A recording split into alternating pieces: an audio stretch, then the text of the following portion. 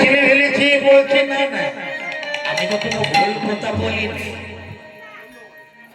আমি আমার পিতাকে ডাকছি বিন্দুই, বেলা ডুবে যাচ্ছে, বাসনায় যদি আগুন না দেওয়া হয় তাহলে তো কাপড় চোপড় গুলি ময়লা পড়ে থাকবে। আচ্ছা তোমরা কি করো, আমরা যে মানুষের ঘর ঘর থেকে কাপড় এনে ওইগুলো ধুয়ে পরিষ্কার করে ঘরে ঘরে পৌঁছে দিয়ে একটু বাবা পয়সা পায়, এই সংসার চলে। ঠিক আছে মা, তোমাকে আজ আমি বলছি, আজ থেকে তোমার বাবা আর এগুলি করতে হবে। আমার জমিদারি থেকে তোমাকে আমি, তোমার বাবাকে আমি জমিদারির থেকে আমি একটা কিছু দিয়ে দেব, আর জীবনে তোমাদের কিছু করতে হবে। এই বলে কৃষ্ণচন্দ্র জমিদার পালকিতেই উঠে বাড়িতে চলে এলেন।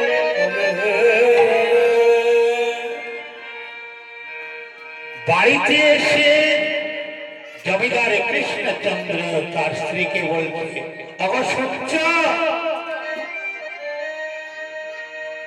এখন এই সংসারে তোমাদের আমি সব করে দিয়েছি, তোমাদের অভাব বলতে কিছু রাখিনি, এবার তোমরা আমাকে বিদায় দাও।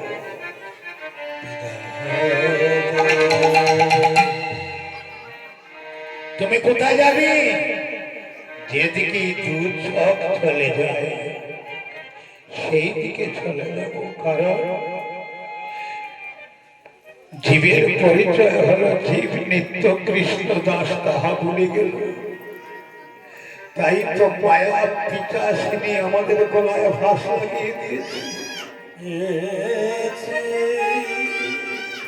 এই সংসারের মধ্যে তোমাদের অভাব পূরণ করার জন্য এমনকি একদিনও তোমরা বলনি আমাকে যাও ঠাকুর করে একবার গিয়ে বসো।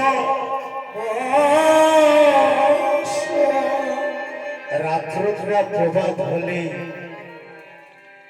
যে যার আবদার জানাচ্ছ সবকিছু পূরণ করতে আমার এই জীবনটাকে তোমাদের নিচেই দিয়ে দিলাম।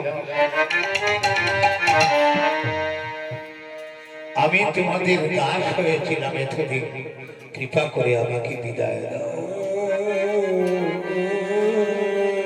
জমিদার কৃষ্ণচন্দ্র চলে গেলেন বৃন্দাবন। যে কারণে এই কথাটা তুলে ধরলাম, লীলাটা পুরা করবো না, কারণ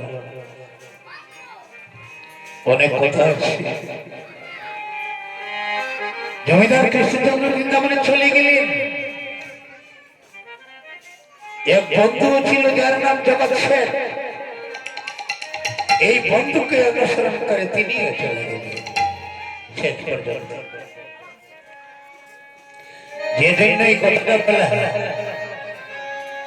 এই ছোট্ট বালিকা মেয়েটার কথা শুনে যদি জমিদার কৃষ্ণচন্দ্র বৃন্দাবনে যেতে পারে, তাহলে এই আসরে বসে যদি একটা কথা যদি করতে পারেন, হয়তো তার উপকার আসবে।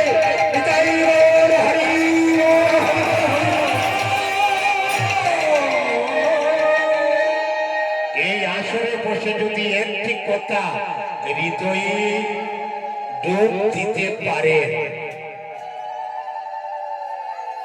তাহলে ওই একটি কথাই কাজে লাগবে।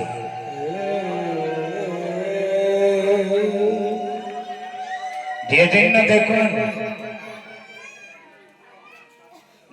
যে বস্তুটা পাওয়া যায় না সাধনে, ভগবানকে এক জায়গায় বসে সাধন করি, যাকে পাওয়া যায় না, যে বস্তু পাওয়া যায় না সাধনে, সেই বস্তু পাওয়া যায় এই কীর্তনে।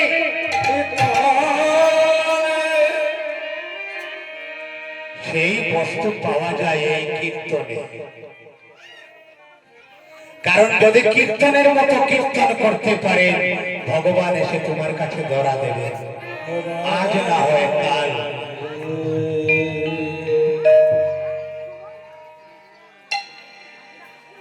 কীর্তনের মাধ্যমে ভগবান অত্যন্ত সন্তুষ্ট হন। কিভাবে দেখুন,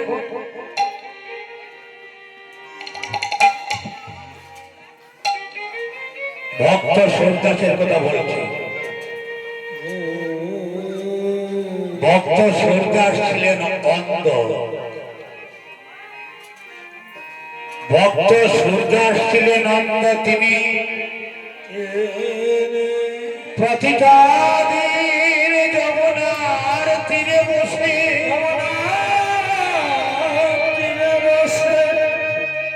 যমুনার তীরে বসে সদা সর্বদা আমার গোবিন্দকে কীর্তন শ্রবণ করাতেন।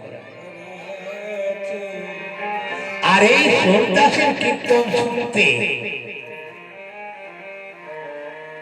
প্রভু সিংহাসন ছেড়ে সূরদাসের পাশে গিয়ে কীর্তন শ্রবণ করতেন।